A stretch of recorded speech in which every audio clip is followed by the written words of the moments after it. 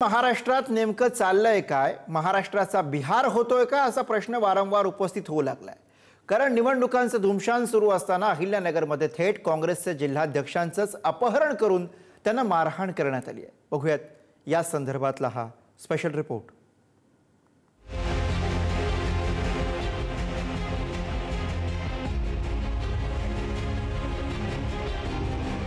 वेळ सकाळी 7 वाजताची।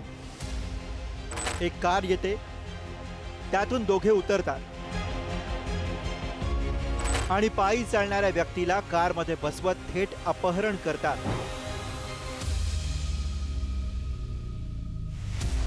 हा थरारक घटनाक्रम बिहारमधील नव्हे तर महाराष्ट्रातल्या श्रीरामपुरामध्ये घडलाय।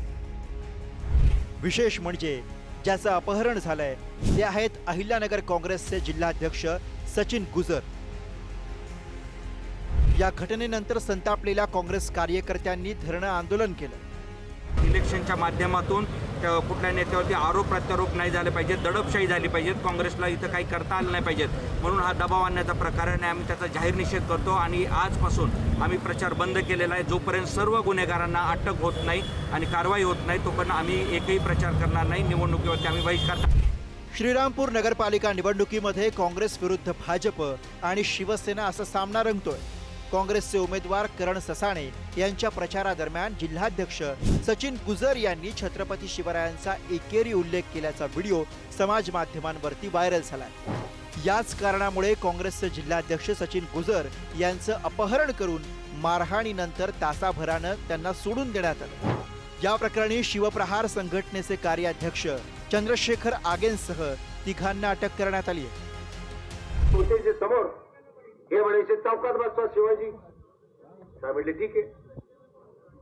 मुस्लिम बांधव सुद्धा म्हटले आमची काहीच हरकत नाही, आम्ही वर्गणी देतो, बसवा चौकात शिवाजी चौकामध्ये।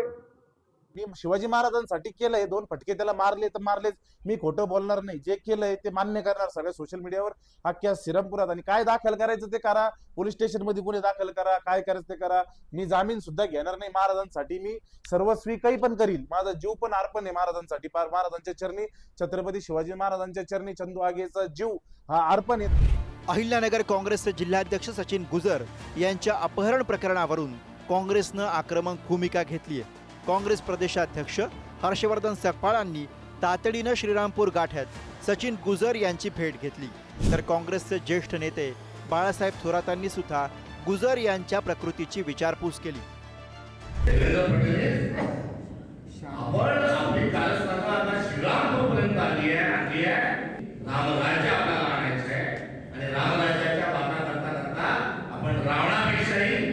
वाईट स्वरूपामध्ये जर कारस्थान या महाराष्ट्रामध्ये करत असाल मी आपला देखील या निमित्तानं धिक्कार करतो आणि आजच्या घटनेला थेट देवेंद्र फडणवीस जबाबदार आहे।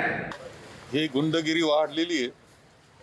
आमच्या काँग्रेसच्या जिल्हा अध्यक्षाला पूर्णपणे मारहाण नाही, जीवे मारण्याचा प्रयत्न करण्यात आलेला आहे।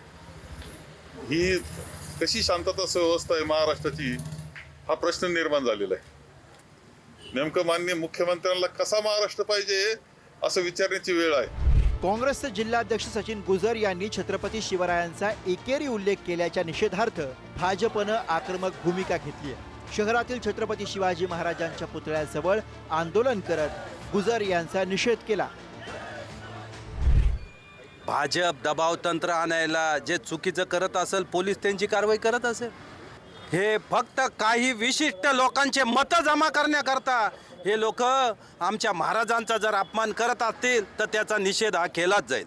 वस्तुस्थिती ही आहे की यांना पराभव दिसायला लागलाय म्हणून हे रडीचा डाव खेळत आहेत, हे काहीतरी चुकीचं असं वातावरण बिघडवण्याचा प्रयत्न करत आहेत। एकीकडे काँग्रेसचे जिल्हाध्यक्ष सचिन गुजर यांच्या अपहरण नाट्यामुळे वाद पेटलाय, तर दुसरीकडे राष्ट्रवादीच्या माजी नगराध्यक्ष अनुराधा आदिक यांची अज्ञातांनी गाडी फोडली। त्यामुळे श्रीरामपुरातली प्रचार आता मुद्द्यांवरून गुद्द्यावर आल्याचं दिसून येत आहे।